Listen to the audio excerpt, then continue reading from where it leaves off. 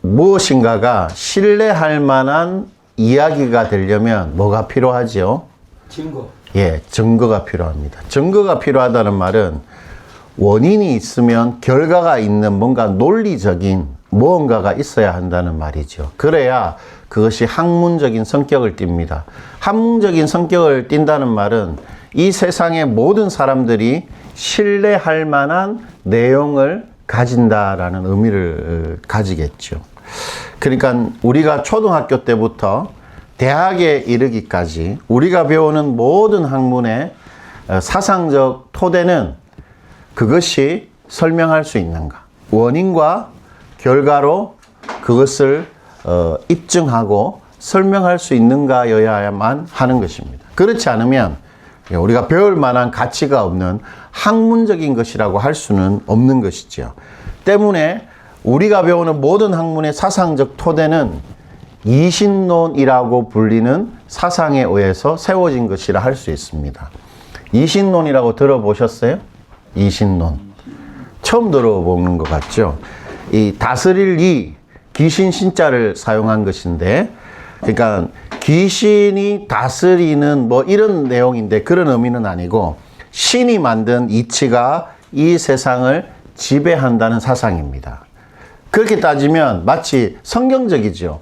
하나님께서 만든 어떤 이치가 이 세상을 지배한다라고 말하는 것 같지만 그런 것은 아닙니다. 이신론이 말하는 신이 만든 이치는 하나님의 진리나 어떤 하나님의 원칙을 말하는 게 아니고 자연 법칙을 말합니다. 여러분, 자연 법칙이 뭐가 있죠? 물이 위에서 아래로 흐르고 또 뭐가 있습니까? 자연 법칙을 크게 발견한 사람, 뉴턴이 발견한 게 뭐죠? 중력? 네, 만류 인력의 법칙. 위에 있는 것은 반드시 중력 때문에 땅으로 떨어집니다. 그게 자연 법칙이죠. 그리고 원인이 있으면 반드시 뭐가 있습니까? 결과가 있는 것이 바로 자연 법칙이죠. 그러니까 신이 이 세상을 만들 때 자연 법칙으로 너무 완벽하게 잘 만들어 놓았다라는 것입니다. 그래서 이 세상이 자연 법칙에 의해서 너무 잘 돌아가고 있다는 것이죠. 마치 탁월한 시계공이 시계를 너무 잘 만들어서 시계를 한번 작동시키고 나면 영원토록 그 시계를 손볼 필요 없이 시계가 잘 작동되는 것과 마찬가지입니다. 그러므로 이 세상은 신의 개입 없이 자연 법칙으로 신이 어떤 일을 하지 않아도 잘 돌아가게 되어 있다. 그것이 바로 이신론의 주장입니다. 그래서 이신론은 이 세상이 닫혀 있다고 말합니다. 닫혀 있다. 여러분, 닫혀 있는 게 뭐예요? 닫혀 있는 거. 이렇게 닫혀 있으면 만약에 저쪽 문이 완전히 잠겨져 있으면 외부에서 사람이 들어올 수가 없죠. 닫혀 있다라는 것은 외부에서 무언가가 개입할 수 없다라는 겁니다. 이신론은 이 세상이 닫혀 있다라고 말합니다.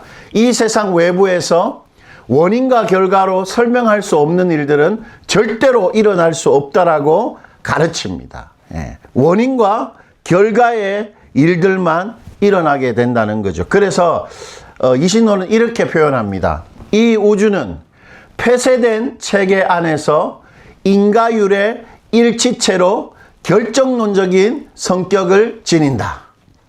말이 좀 어렵죠. 철학자들은 항시 이렇게 말하는 습성이 있는 것 같아요. 여기서 폐쇄된 체계 안에라는 말은 이 세상이 닫혀 있다는 것입니다. 그리고 인과율의 일치체라는 말이 무슨 말입니까? 인과율이 뭐죠? 원인과 결과. 맞습니다. 오직 이 세상은 원인과 결과로 똘똘똘 뭉쳐져 있는 것입니다. 그래서 결정론적인 성격을 지니는 게 뭐죠? 어렸을 때 학대당하면 반드시 그 아이는 나쁜 짓을 하게 된다. 뭐 이런 것이죠. 그러니까 원인이 있으면 결과는 이미 정해져 있다. 이런 말입니다. 즉, 이 세상은 원인과 결과로 똘똘 뭉쳐져 있기 때문에 원인과 결과로 설명할 수 없는 일들은 어떻게 된다고요? 절대로 일어나지 않는다라는 것입니다. 그러니까 자연 법칙을 거스르는 일들이 일어날 수 있을까요? 없습니다. 기적은 그러면 가능합니까? 불가능합니까? 불가능한 것이죠. 기적이 일어났다. 그것은 어떤 착각, 착각이거나 또는 무엇인가 모종의 속임수인 것입니다. 이것이 바로 모든 학문의 기초입니다. 원인과 결과로 설명될 수 있는 것만이 이 세상에 일어나는 진실이고 그것만이 우리가 신뢰할 수 있는 것이라고 우리는 어려서부터 가르침을 받고 살아갑니다. 그래서 뭐 하기가 어렵습니까? 예수 믿기가 어려운 것입니다.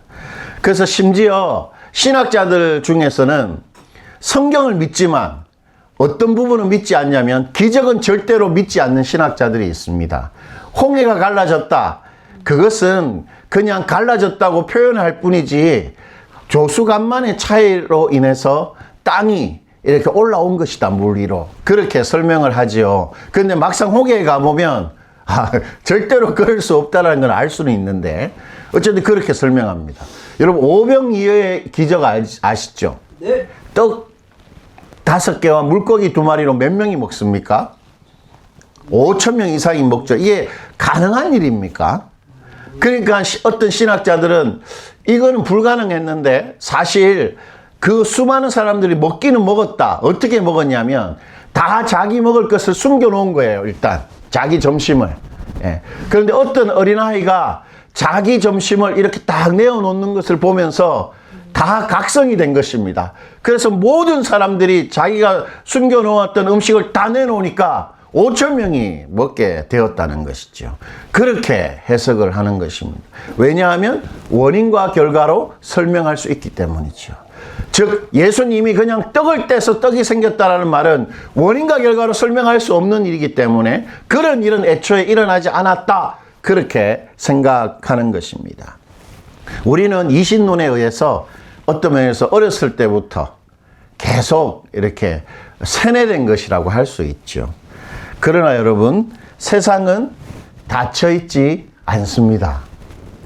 그러니까 이 세상에는 원인과 결과로 이루어지지 않은 일들이 반드시 일어납니다. 비논리적인 일들이 이 세상에는 반드시 일어나게 되어 있고 그리스도인들에게는 그런 원인과 결과로 설명할 수 없는 일이 더 인생에 결정적이고 더 중요한 것입니다. 우리 그리스도인에게 있어서는 이신론이 말하는 그 자연법칙보다 그 자연법칙을 초월하는 초월적인 일들이 우리 인생에 더 중요하고 더 결정적입니다. 왜냐하면 예수님께서 부활하셨을 뿐 아니라 예수님이 부활하신 후에 뭐 하셨습니까? 뭐 하셨죠? 승천하셨기 때문입니다. 그렇기 때문에 이 우리에게는 비논리적인 일들이 더 중요하게 된 것이지요. 여러분, 예수님이 부활하셨을 뿐만 아니라 승천하셨다는 것이 말해주는 이 세상에 대한 아주 중요한 진실 2가지가 있는데요. 첫 번째는 이 세상에는 또 다른 세계가 존재한다는 것입니다. 여러분, 이 세상에는 또 다른 세계가 존재합니다. 제가 뭐 마블극의 시리즈에 나오는 그런 이야기를 하는 건 아니고 이 세상에는 똑같이 우리의 시간과 공간이 있는 모종의 또 다른 세계가 존재하는데요. 사도행전 1장 9절이 그것을 이렇게 정언해 주고 있습니다. 우리 한번 읽어볼까요? 이 말씀을 마치시고 그들이 보는데 올려져 가시니 구름이 그를 가리워 보이지 않게 하더라. 예수님께서 부활 후에 이 땅에 며칠 동안 계셨는 줄 아십니까? 부활한 몸으로 40일을 계셨어요. 40일. 그리고 40일이 지날 때 예수님께서 어떻게 합니까? 구름을 타시고 하늘에 올라갔습니다. 그래서 점점 하늘에 올라가더니 인공위성처럼 우리 눈앞에서 사라졌었어요. 하늘에서 사라지신 것입니다. 그런데 그때 예수님은 구름을 타실 때 어떤 상태였습니까? 부활하신 상태입니다. 손에 못자국이 그대로 있고 발에 못자국이 그대로 있는 다시 부활하신 그 몸으로 구름을 타고 어디론가 갔습니다. 여러분, 사람이 몸이 있다면 그 사람이 있는 곳에는 뭐가 당연히 있을까요? 그림자. 그림자가 있습니다. 그림자가 있을 뿐만 아니라 시간과 공간이 있습니다. 만약에 0이라면 시공이 없어요. 시간과 공간을 초월하니까. 육체를 가지고 있다면 반드시 뭐에 제한이 될까요? 시간과 공간에 제한이 되는 상태가 되는 것이죠. 즉 예수님께서 구름을 타고 모종에 어디로 사라지셨다는 말은 뭐가 있다라는 말입니까? 새로운 공간. 예, 시간과 공간이 있는 뭔가 새로운 장소가 틀림없이 있다라는 것입니다. 바로 예수님의 승천이 이 세상에는 또 다른 세계가 있다라는 것을 잘 말해 주는 것이지요. 육체를 가지신 예수님이 모종의 시공간으로 이동하신 것입니다.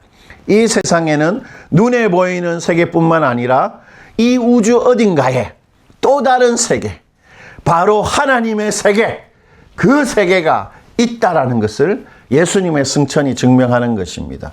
1절이 그것을 이렇게 묘사해 주는데 오늘 본문 1절도 우리가 한번 읽어볼게요. 이 일 후에 내가 보니 하늘에 열린 문이 있는데 내가 들은 바 처음에 내게 말하던 나팔 소리 같은 그 음성이 이르되 이리로 올라오라. 이후에 마땅히 일어날 일들을 내가 내게 보이리라 하시더라. 아멘. 하늘을 봤습니다. 이 요한이. 예. 하늘을 보니까 뭐가 있었습니까? 문이 있는데 어떤 문입니까? 열린 문. 활짝 열려있는 문이 있었습니다. 여러분 이게 말해주는 게 뭘까요? 이 신론은 이 세상이 어떻게 됐다고 말합니까? 닫혀있다. 닫혀있다고 말하는데 성경은 뭐라고 말하죠? 하늘에는 열려있는 문이 있다 이렇게 말합니다. 무슨 말입니까? 이 세상은 닫혀있지 않고 하늘을 향해 열려있다.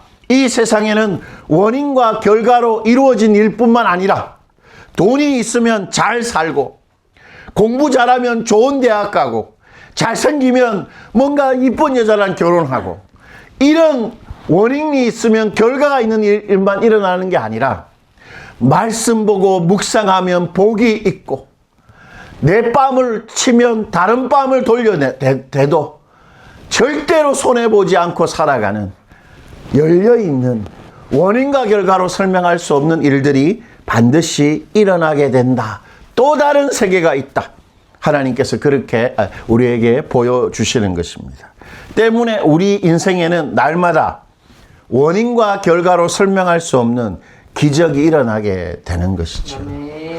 제가 이빨이 이게 너무 이렇게 상해가지고 있는데 병원 갈 엄두가 안 나는 거예요.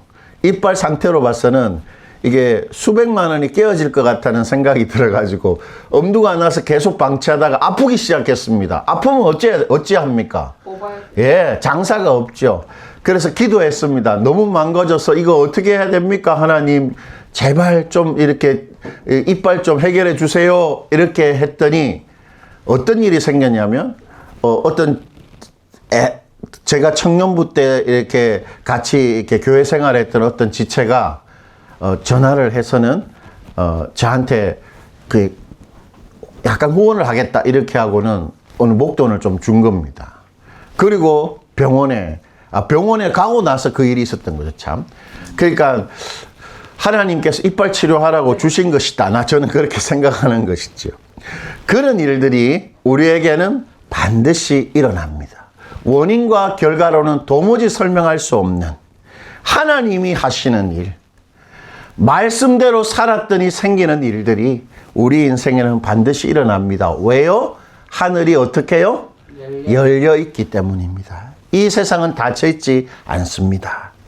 그리고 여러분, 이 세상에는 또 다른 세계가 있는 것처럼 또 다른 지배체제, 또 다른 권세가 있는데요. 요한계시록 4장 2절이 그것을 이렇게 보여줍니다. 우리 요한계시록 본문 4장 2절도 한번 읽어보겠습니다. 내가 곧 성령에 감동되었더니 보라 하늘에 보좌를 베풀었고 그 보좌 위에 앉은 이가 있는데, 요한이 보니까 하늘이 열려 있죠. 그런데 열려 있는 하늘을 보니까 그게 뭐가 있습니까? 보니까 하늘에 보좌가 있습니다. 보좌는 뭐 하는 곳입니까? 왕이 앉아서 온 이 세상을 통치하는 것이지요. 미국의 보좌에는 누가 앉아 있죠? 트럼프가 앉아 있습니다. 그리고 러시아의 보좌에는 누가 앉아 있습니까? 푸틴이 앉아 있고, 우리 저기 중국의 보좌에는 시진핑이 앉아 있는 것이죠. 그들은 미국에 앉아 있는 트럼프는 어디 땅을 다스립니까? 아메리카. 미국만 다스리면 되는데 이 사람이 욕심이 너무 많아서 전 세계를 다스리려고 하고 있으니까 너무 우리가 힘든 거죠. 러시아의 푸틴은 러시아만 다스립니다. 자, 그러면 하늘의 보좌가 있습니다. 그럼 이 하늘의 보좌는 어디를 다스릴까요? 전 우주를 다스리는 것입니다. 그 보좌가 열린 문에 보니까 떡하니 있는 것입니다. 이 세상의 모든 사람들, 이 세상의 모든 만물들, 이 세상의 모든 나라를 통치하고 다스리고 주도하는 진짜 권세가 하늘 위에 떡하니 있는 것입니다. 그것은 우주적인 권세인 것입니다. 그 권세를 다니엘서 4장 25절이 느부갓네살이라는 절대 왕권을 가졌던 한 사람의 입술을 통해서 이렇게 고백되어지고 있는데요. 우리 다니엘 4장 25절 이것도 한번 읽어봅시다. 왕이 사람에게서 쫓겨나서 들짐승과 함께 살며 소처럼 풀을 먹으며 하늘 이슬에 젖을 것이요 이와 같이 7대를 지낼 것이라. 그때에 지극히 높으신 이가 사람의 나라를 다스리시며 자기의 뜻대로 그것을 누구에게든지 주시는 줄을 아시리이다. 이게 무슨 말이냐면 다니엘이 느부갓네살이라는 왕, 그러니까 바벨론의 두 번째 왕입니다. 이 사람이 바벨론이라는 말은 그 당시 전 세계를 다스리는 왕이죠. 절대 권력을 가지고 있는 이 왕한테 예언을 합니다. 당신이 7년 동안 정신병에 걸릴 것이다. 그래서 마치 자기가 동물인 것처럼 들판을 돌아다니면서 풀을 막 먹으면서 그렇게 짐승처럼 살게 될 텐데 하나님께서 7년 후에 당신을 다시 복권시킬 것이다. 그렇게 예언을 하는 것입니다. 그리고 실제로 그런 일이 일어났습니다.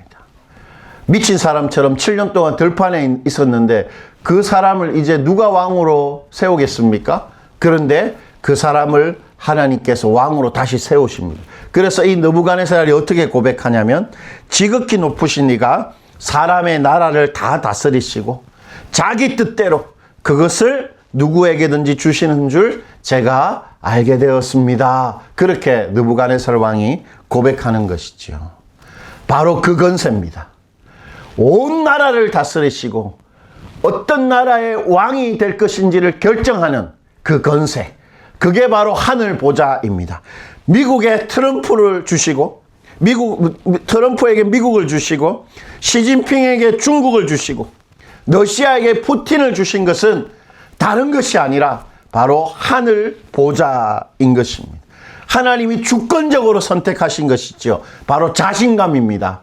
그런 망나니 같은 사람이 권세를 잡아도 교활한 그 사람이 권세를 잡아도 철면피 같은 지도자가 권세를 잡아도 하나님이 이 지구를 다스릴 수 있다는 자신감, 당신의 뜻대로 그 모든 왕들을 통해 당신의 뜻을 이루시는 실력을 가지신 하나님, 그 보좌가 우주의 하늘 위에 있는 것입니다. 그래서 그 하늘 위에서는 마땅히 일어날 일들이 일어납니다. 1절 다시 한번 보십시오. 여러분 1절 제가 한 번 더 읽어볼게요. 이 일 후에 내가 보니 하늘에 열린 문이 있는데 내가 들은 바 처음에 내게 말하던 나팔 소리 같은 그 음성이 이르되 이리로 올라오라. 뭘 보여줍니까? 이후에 마땅히 일어날 일들을 내가 내게 보이리라 하시더라. 마땅히 일어날 일, 마땅히는 뭐냐면 빚입니다. 빚. 갚아야 되는 것이죠. 여러분 우리 빚지면 어떻게 해야 됩니까? 도망가야 돼요. 도망가다가 잡히면 어떻게 해야 되죠? 감옥에 가든지 아니면 어떻게 쓰든지 그걸 갚아야 되죠. 감옥에 가든지 돈을 빌려서 돌려막기를 하든지 빚은 어떻게 해야 됩니까? 반드시 갚아야 하는 것입니다. 이 마땅이라는 말은 반드시 일어나는 일이라는 말입니다. 즉 하늘 보좌에서 어떤 결정이 딱 일어납니다. 하나님께서 이 보좌에서 이런 결정을 하면 이 땅에서 반드시 그 결정이 일어나게 된다는 것입니다. 이 보좌가 바로 그런 보좌입니다. 이 보좌는 우주상의 모든 일들을 다 결정합니다. 그리고 한번 결정하면 마땅히 일어날 일, 이 땅에 그 일들이 반드시 일어나게 되는 것이지요. 예수님께서 승천하셔서 앉으신 보좌가 바로 이 하늘 보좌입니다. 그런 점에서 예수님의 승천은 죄의 결과인 죽음을 이기시고 사탄을 이기신 후에 만왕의 왕, 만주의 주로 등극하신 것입니다. 예수님이 승천하셔서 온 우주를 다스리시는 왕으로 딱 앉으신 것입니다. 그리고 이제 예수님은 뭘 다스리시겠습니까? 우리 인생을 다스리십니다. 여러분, 예수님 보좌에 앉아 계시죠? 어떤 몸으로 앉아 계십니까? 부활하신 몸으로 앉아 계세요. 부활하신 몸에 예수님 손에 못자국이 있었죠. 네. 그리고 발에 발자국이 있었습니다. 이건 누구를 위한 것이었습니까? 우리를 위해 못 박힌 손입니다. 여전히 그분은 우리를 위해 죽으신 손을 가지고 온 우주를 다스리십니다. 바로 무엇 때문에 이 온 우주를 다스립니까? 우리 인생을 위해서 온 우주를 다스리고 계신 것입니다. 못 박히신 손을 가지고 절대 권세를 행사하는 것이죠. 예수님은 보좌에 앉아서 우리를 위해 죽으신 예수님께서 우리 인생을 완벽하게 통치하고 계시는 것입니다. 그래서 새 한 마리 땅에 떨어지는 것도 결정하십니다. 그리고 우리 머리털 하나 떨어지는 것도 예수님께서 결정하시는 것입니다. 그러므로 눈에 보이는 우리의 현실이 아무리 갑갑하고 어두운 터널 같다 할지라도, 눈에 보이는 현실이 너무 변화가 없고 너무 우리에게 고달프다 할지라도, 우리에겐 또 어떤 현실이 있습니까? 하나님의 현실이 있는 것입니다. 하나님은 우리를 절대로 포기하지 않고 지금도 완벽하게 다스리십니다. 우리가 아무리 어려워도 그걸 믿어야 하는 것이지요. 열린 문이 있다. 열린 문 위에는 보좌가 있고 그 보좌는 내 인생을 완벽하게 지금도 다스린다. 그거 믿고 힘을 내고 우리가 살아가는 것입니다. 예수님의 승천이 우리에게 그것을 말해주는 것이지요. 그런데 여러분, 성경은 예수님의 승천과 관련해서 믿기 힘든 주장을 하나 하는데요. 에베소서 2장 6절입니다. 우리 이것도 한번 읽어보죠. 크게. 또 함께 일으키사 그리스도 예수 안에서 함께 하늘에 앉히시니. 제가 한 번 더 읽어드리겠습니다. 에베소서 2장 6절입니다. 또 함께 일으키사 그리스도 예수 안에서 함께 하늘에 앉히시니. 여러분, 예수님과 우리를 하나님이 함께 일으키셨다는 말입니다. 어떻게 했다는 말이죠? 우리도 구름 타고 위로 올라가게 하셨다는 것입니다. 그리고 그리스도 예수 안에서 우리를 함께 하늘에 어떻게 해요? 앉히셨습니다. 무슨 말입니까? 우리가 예수님이 앉은 보좌에 우리도 같이 앉아 있다는 것입니다. 예수님의 승천이 곧 나의 승천이라는 것입니다. 그 말은 무슨 말입니까? 예수님의 전능한 권세가 바로 나의 권세라는 것입니다. 나도 예수님처럼 보좌에 앉아 온 세상을 다스리는 왕이라는 것입니다. 어떻습니까, 여러분? 너무 허황되지 않습니까? 좀 성경의 허품 같지 않아요? 그것이 정말 사실입니까? 네. 예, 그렇다고 말합니다. 요한계시록 5장 9절이 그것을 이렇게 말해주는데요. 우리 요한계시록 5장 9절 우리 다 같이 한번 읽어봅시다. 그들이 새 노래를 불러 이르되 두루마리를 가지시고 그 인봉을 떼기에 합당하시도다. 일찍이 죽음을 당하사 각 족속과 방언과 백성과 나라 가운데에서 사람들을 피로 사서 하나님께 드리시고. 여러분, 예수님께서 죽임을 당하셨죠. 죽임을 당하신 행위를 뒤에 보니까 어떤 행위라고 표현합니까? 물건을 구입하는 행위로 표현합니다. 즉 사람들을 뭐로 삽니까? 피, 당신의 피값, 당신의 목숨값, 당신의 생명값을 지불하고 우리를 이렇게 삽니다. 예, 십자가의 죽음은 우리를 사시는 행위라고 성경이 말하고 있습니다. 여러분, 왜 우리를 구입하셨습니까? 왜 당신의 피값을 주고 우리를 구입하셨죠? 마지막에 보니까 하나님께 어떻게 하기 위해서요? 드리는 것입니다. 우리는 십자가를 믿는 순간부터 어떻게 됩니까? 하나님의 소유가 됩니다. 우리 몸 하나님의 것입니다. 우리의 귀한 소유 뭐가 있습니까? 우리의 금쪽 같은 자녀들 이제 우리 것이 아니고 하나님의 것입니다. 우리가 장사하는 가게, 우리가 하는 일, 우리가 하는 집, 우리가 가지고 있는 계좌의 통장의 돈 우리 것이 아니고 하나님의 것입니다. 그리고 우리 앞날 인생 하나님의 것입니다. 하나님이 그거 당신의 아들 죽이면서 피값 주고 우리를 구입하신 것입니다.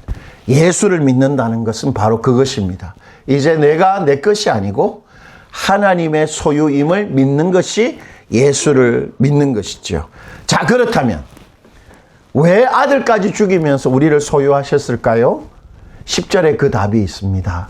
정말 중요한 구절인데요. 우리가 누구인가, 예수 믿는 우리가 어떤 사람인가를 정의하고 있는 구절입니다. 우리 10절 다 같이 크게 한번 읽어봅시다. 그들로 우리 하나님 앞에서 나라와 제사장들을 삼으셨으니 그들이 땅에서 왕노릇 하리로다 하더라. 여러분, 아들의 목숨과 바꾸어서 하나님이 우리를 소유하셔서 우리를 어떤 사람이 되게 했습니까? 보니까 왕이 되게 하셨습니다. 땅에서 왕노릇하는 사람. 우리도 예수님처럼, 승천하신 예수님처럼 온 우주를 다스리는 하늘 보좌에 하나님께서 앉히시기 위해 우리를 아들의 핏값을 주고 당신의 소유로 삼으신 것입니다. 즉 그리스도인은 반드시 이 땅에서 하나님의 절대 권세를 행사하면서 살게 되어 있는 것입니다. 그것이 바로 예수님의 승천이 곧 나의 승천이라는 말의 실제 의미입니다. 여러분, 우리는 왕입니다. 그게 무슨 말이냐면 하나님의 권세를 우리가 사용할 수 있는 사람이 되었다는 말입니다. 그게 바로 예수님의 승천이 우리의 승천이라는 말의 의미인 것이죠. 그렇다면 실제로 어떻게 해야 됩니까? 우리는 어떻게 해야 되죠? 다시 10절 한번 읽어봅시다. 어떻게 해야 되는지 잘 나오는데요. 다시 읽어보죠. 마지막으로 그들로 우리로 하나님 앞에서 뭐와 나라와 제사장으로 삼으셨으니 그 방식으로 우리를 왕노릇하게 하셨다. 그렇게 말합니다. 나라와 제사장이 되게 하셨습니다. 나라와 제사장이 되는 방식으로 우리가 하나님의 왕권을 행사하는 하나님의 왕노릇 하게 된다. 10절이 그렇게 말하는 것입니다. 즉 하나님이 예수의 피로 우리를 딱 구입하신 다음에 그게 이름표를 붙이셨어요. 어떤 이름표를 붙이셨습니까? 너희들은 이제 나라고 제사장이다 라는 이름표를 붙이셨습니다. 이제 예수 믿는 우리의 정체성, 우리의 진짜 이 땅에서의 우리의 존재 가치, 그거는 뭡니까? 우리가 하나님의 나라고 하나님의 제사장이라는 것입니다. 여러분, 우리가 나라라는 게 뭡니까? 우리가 하나님의 나라라는 게 무슨 말이죠?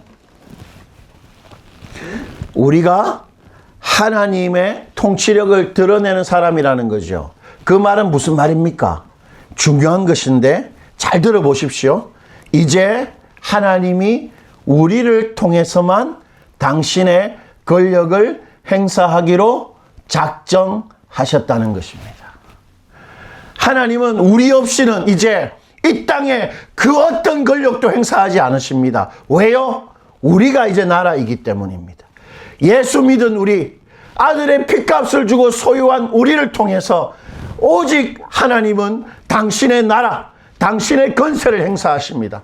하나님은 우리가 아니면 이제 절대 권력을 이 땅에 행사하지 않습니다. 반드시 우리를 통해 당신의 절대 권력을 행사하는 것이죠. 즉 우리가 아무리 초라한 사람이라도 또는 우리가 못 배운 사람이라도 우리가 시시한 직업을 가지고 있더라도 우리는 반드시 뭐 할 수 있는 사람입니까? 하나님의 절대 권력을 행사할 수 있는 하나님의 나라라는 것입니다. 제사장은 또 뭘까요? 제사장은 뭐 하는 사람입니까? 백성들이 잘못했을 때 백성들을 용서해야 하는 제사를 드리고 그 사람과 하나님과 어떻게 하게 만들지요? 연결. 예, 화목하게 만드는 사람입니다. 하나님의 용서와 사랑을 전달하는 것이죠. 이게 무슨 말이겠습니까? 용서. 이제 하나님이 당신의 용서와 당신의 사랑을 누구를 통해서? 우리를 통해서만 이 세상에 전달하십니다. 우리가 가만히 있으면 하나님의 용서는 누구에게도 전달되지 않는다는 것이죠. 우리가 사랑하지 않으면 이 세상의 그 어디에서도 하나님의 사랑을 이 세상 사람들이 경험할 수 없게 되어 있다는 것입니다. 우리가 바로 제사장입니다. 하나님은 이제 당신의 제사장인 우리를 통해서만 이 세상에 하나님의 용서를 전하고 하나님의 사랑을 베푸는 것이지요. 우리의 존재 목적입니다. 우리는 이제 나라와 제사장이 되기 위해서 장사도 하고 결혼도 하고 이 세상 살다가 죽는 것입니다. 우리는 나라요 제사장입니다. 그럼 어떻게 해야 될까요? 나라가 되기 위해서는 어떻게 해야 되지요? 순종하는 것입니다. 여러분, 우리 같은 사람이 어떻게 하나님의 권세를 드러냅니까? 하나님께 순종할 때입니다. 우리가 순종하면 하나님 반드시 그 순종을 기억하시고 행동하십니다. 우리가 순종할 때 하나님은 당신의 절대 권력을 행사하시는 것입니다. 그러므로 물어야 합니다. 하나님, 하나님의 뜻이 뭡니까? 제가 기꺼이 순종하겠습니다. 제가 기꺼이 하나님께 맞추겠습니다. 그럼 반드시 하나님께서 우리에게 가르쳐 주시고 우리가 순종할 때 당신의 그 절대 권력을 주변의 사람들에게 행사하게 하시는 것이죠. 그리고 우리가 어떻게 제사장이 됩니까? 나에게 주시는 사람들을 사랑하는 거죠. 어떻게 그들을 사랑할 수 있습니까? 시연 집사님처럼 막 배달 오는 사람들을 사랑한다. 그게 뭐 어떻게 하는 것이죠? 그 사람에게 하나님이 할 만한 말을 하고 그 사람에게 하나님이 행동하겠다 생각하는 행동을 하는 것입니다. 하나님의 말을 해주고 하나님의 행동을 그 사람에게 하는 것. 그것이 그 사람을 사랑하는 것입니다. 그러면 어떻게 된다고요? 반드시 하나님의 사랑이 전달됩니다. 이제 하나님은 우리를 통해서만 행동하십니다. 우리를 통해서만 당신의 절대 권력을 행사하십니다. 우리를 통해서만 당신의 사랑을 사람들에게 전달하는 것이죠. 우리 모두 예수님의 성천이 우리의 성천인 줄 알고 우리가 왕인 줄 알고 순종함으로 사랑함으로 하나님의 절대 권력을 이 땅에 행사하는 왕노릇하는 여러분 되시기를 축원드립니다.